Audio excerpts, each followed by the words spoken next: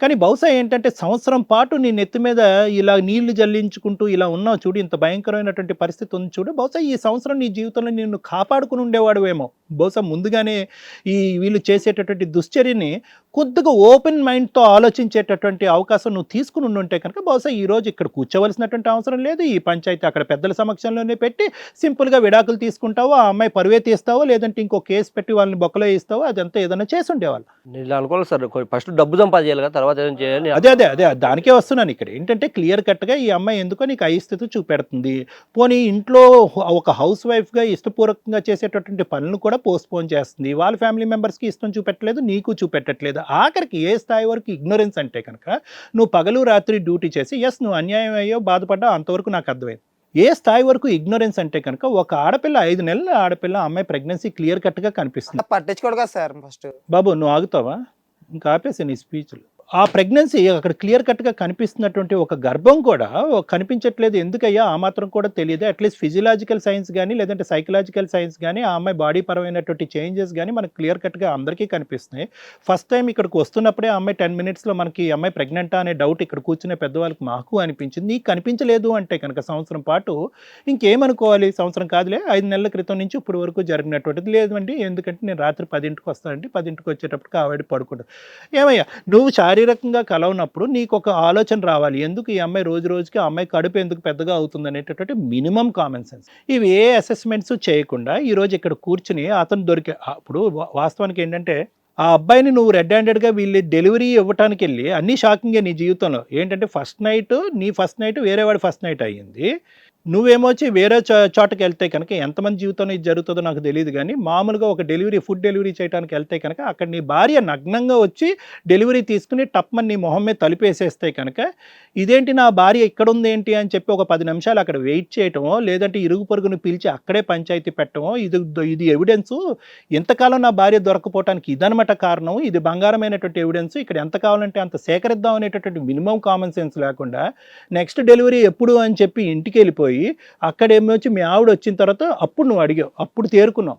అంటే వాస్తవానికి నాకేమనిపిస్తుంది అంటే రవి, నిన్ను ఖండిస్తున్నాను తిట్టిస్తున్నాను అన్నది కాదు, ఒక అవగాహన, ఒక ఆలోచన, తొందరగా ఇందులోంచి బయటపడాలి, పెద్దలను ఇన్వాల్వ్ చేయాలనేటటువంటి ఆలోచన నీకు ఉండాలి. డెలివరీలు ఇవ్వటము, డబ్బులు సంపాదించడం, డెలివరీలు ఇవ్వటం, డబ్బులు సంపాదించడం ఒకటే కాదు, ఇది కూడా నీ జీవితంలో ఒక భాగమే.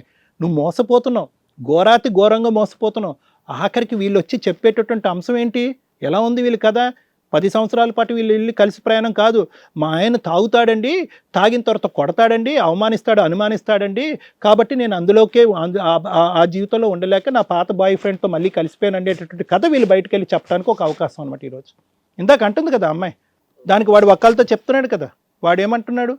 ఏమంటే అవునండి, అస్సలు చూసుకోడండి, తిండి కూడా పెట్టడండి, అసలు ఒక మనిషిగానే ట్రీట్ చేయడండి, ఆ అమ్మాయి అవసరాలు కూడా చూసుకోడండి, పైపెచ్చు తాగొచ్చి హింస పెడతాడండి అని చెప్పి. సో వీళ్ళిద్దరు కలిపి ఏంటంటే ఇప్పుడు next phase, second part of the story ఏంటంటే ఈరోజు హింస పెట్టేటటువంటి భర్తను భరించలేక పాత బాయ్ ఫ్రెండ్తో వెళ్ళిపోయినటువంటి మేఘన. అదే కరెక్ట్ కదా సార్.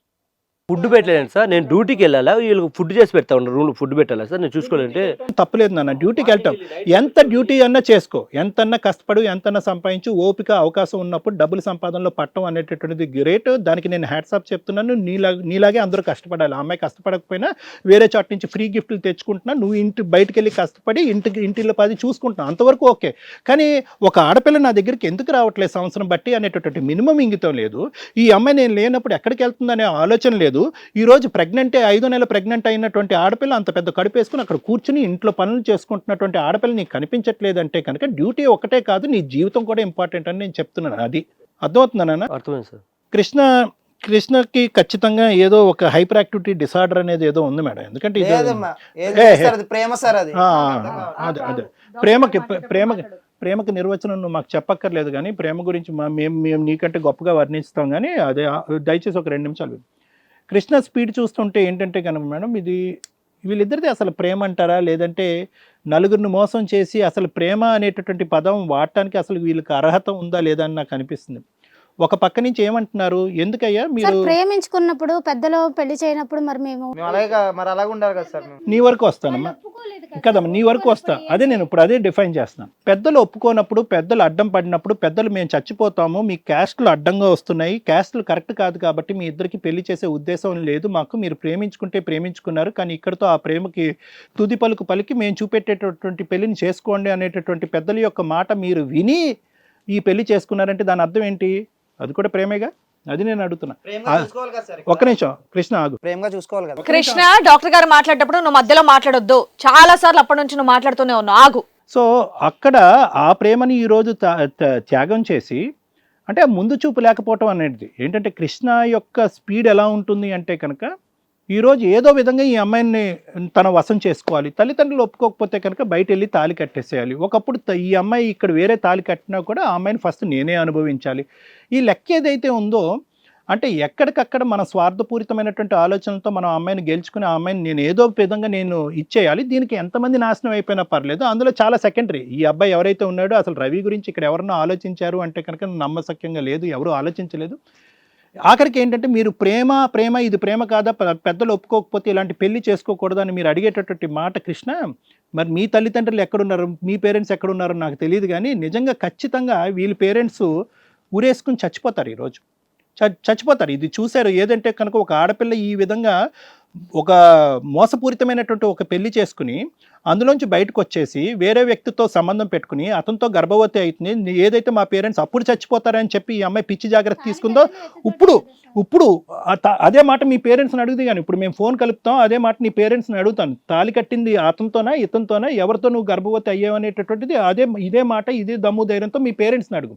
సార్ నేను వాళ్ళ పేరెంట్స్కి చెప్పినా సార్, తను ఎప్పుడైనా బాధపడితే తన గ్యారెంటీ తన దగ్గరికి వస్తాను, నేను కాల్ చేసి మాట్లాడాను. ఆగయ్యా, మమ్మల్ని కంప్లీట్ చేయనివ్వండి, కంగారు పడకండి. ఫైనల్గా ఏంటంటే మేడం, ఇప్పుడు ఇది ఎక్కడికి పోతుందంటే కనుక వీళ్ళని ఆపితేనే ప్రమాదం ఏమో అని అనిపిస్తుంది. అంటే ఆబ్వియస్లీ ఏంటంటే పెళ్లి అతనితో అయిందా ఇతనితో అయిందా అనేటటువంటిది అంటే కనుక మేము ముందుగానే 4 గోళ్ల మధ్యన పెళ్లి చేసుకున్నాం అంటాం. మరి దానికి సాక్ష్యాలు ఏంటి, ఆధారాలు ఏంటంటే అవునండి అని ఇరువైపులు అంటే కనుక వాళ్ళ పెళ్ళి నిజం అవుతుంది. ఇప్పుడు మనం చేయగలిగేది ఏం లేదు. సో ఇతను పెళ్లి చేసుకునేది సెకండ్ అవుతుంది. ఎటొచ్చి ఏంటంటే పెద్దల సమక్షంలో ఇతను పెళ్లి చేసుకున్నాడు కాబట్టి దానికి న్యాయపరమైనటువంటి వ్యాలిడిటీ ఏముందన్నది మనకు త్వరగా తెలుస్తుంది కానీ మేడం చెప్తే. కానీ ఇక్కడ ఏంటంటే ఇంత అయిష్టతతో, అంటే బహుశా ఏంటంటే ఇంతకంటే భయంకరమైనటువంటి దిగజారుడు ఏముంటుంది, ఇంతకంటే భయంకరమైనటువంటి దిగజారుడు ఏముంటుంది? ప్రేమ అనేటటువంటి పదం 1కి 10 సార్లు వాడటం వల్ల ప్రేమహీనంగా కనిపించేటటువంటి పరిస్థితి. ప్రేమ అంటే ఇలా ఉంటుందా అనేది బాధ కలిగేటటువంటి పరిస్థితి. ప్రేమించుకోండి, తప్పులేదు. పెద్దల ఆశీర్వాదం తీసుకునేటటువంటి దానికి ప్రయత్నం చేయండి. 1కి 100 సార్లు ఫైట్ చేయండి, క్యాస్ట్లకు విరుద్ధంగా ఫైట్ చేయండి, మీకు కావాల్సినటువంటి సపోర్ట్ తీసుకోండి, న్యాయపరంగా పెళ్లి చేసుకోండి. ఆగకపోతే ఏం చేస్తాం? అలా ఆగకపోతే అమ్మ ఒకటేనమ్మా, నాదొకటే. మాకు అమ్మవారే దిక్కని వెళ్ళి పెళ్లి ఒకటే పెళ్లి చేసుకున్నారు, అంతవరకు కరెక్టే. పెద్దలు ఏమో వచ్చి బాధపడుతున్నారు, వాళ్ళు చచ్చిపోతారని బ్లాక్మెయిల్ చేస్తున్నారు కాబట్టి పెద్దలను పక్కన పెట్టి పెళ్లి చేసుకున్నారు, అంతవరకు కరెక్టే. ఇతను ఎందుకు పెళ్లి చేసుకోవటం?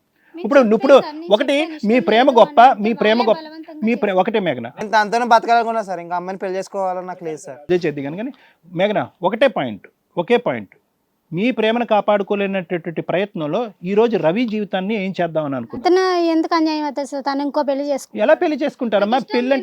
పెళ్ళంటే విలువ లేనప్పుడు నేను ఉండను, నేను చెయ్యాను. అమ్మా నువ్వు ఎలాగ ఉండవని మాకు అర్థమైపోయింది మేఘన, నువ్వు ఎలాగ ఉండవు. మేము ఇక్కడ బలవంతంగా మీరు ఎందుకు వచ్చారంటే కనుక ఇక్కడ నాకు కృష్ణకి పెళ్లి చేయండి, మా పెద్దలు పెళ్లి చేయరు, మీరు పెద్దలుగా ఉండి పెళ్లి చేయండి, హిట్ టీవీ ద్వారా మీరు మాకు పెళ్లి చేయండి అని ఇక్కడ కూర్చున్నప్పుడే మాకు మీకు అదేంటో అర్థమవుతుందమ్మా. సో ఇక్కడ ఏంటంటే మేము ఆపినా, ఎన్ని సూక్తులు చెప్పినా, ఎన్ని నీతులు చెప్పినా మీరిద్దరు ఆగరా అనేటటువంటిది మాకు పూర్తి స్థాయిలో అర్థమైపోయింది. ఓన్లీ థింగ్ ఏంటంటే ఇక్కడ జరిగినటువంటి బ్యాక్గ్రౌండ్లో జరిగినటువంటి కొన్ని అంశాలు, ఎంత భయంకరమైనటువంటి పరిస్థితులు మీరు క్రియేట్ చేస్తున్నారు, మీరిద్దరికి ఎటువంటి శిక్ష పడాలి అనేటటువంటి అంశం గురించి ఇక్కడ ప్రత్యేకంగా మాట్లాడారు. జైలు ఇద్దరు ఒకే జైల్లో ఉంచండి సార్. మాకు బ్లాక్ ఏమంటావా వద్దా? మళ్ళీ కిటికీలోంచి వెళ్తా ఉండు. అంతే madam. Thank you sir. Thank you. Hit TV app, ఇందులో short news, live news, entertainment shows, movies, digital magazines తో పాటు మీ జిల్లా వార్తలను కూడా ఫ్రీగా చూడొచ్చు. ఇంకెందుకు ఆలస్యం, వెంటనే హిట్ టీవీ యాప్ ని డౌన్లోడ్ చేసుకుని ఫ్రీగా ఎంటర్టైన్మెంట్ పొందండి. Hit TV app. Hit TV app. Please download hit TV app. Hit TV app ని ఫ్రీగా డౌన్లోడ్ చేసుకుని ఎంజాయ్ చేయండి. మీకు నచ్చిన ఎంటర్టైన్మెంట్ కోసం హిట్ టీవీ యాప్ ని ఫ్రీగా డౌన్లోడ్ చేసుకుని ఎంజాయ్ చేయండి. హిట్ టీవీ యాప్ ని డౌన్లోడ్ చేసుకుని ఆస్వాదించండి, ఆశీర్వదించండి. ఇంతమంది సెలబ్రిటీలు హిట్ టీవీ యాప్ ని డౌన్లోడ్ చేసుకోండి అని చెప్తున్నారంటే ఎంత మంచి యాప్ ఆలోచించండి. అమెరికా అమెరికా అమెరికా అమెరికాలో చదవాలనుకునే వాళ్ళకి విశ్వసనీయమైన పేరు మన శౌర్య కన్సల్టెన్సీ. UK లో 1 year masters. UK లో 1 year masters. 2 years work permit up to 5 years visa. Contact Saurya Consultancy. Contact 89851 89851.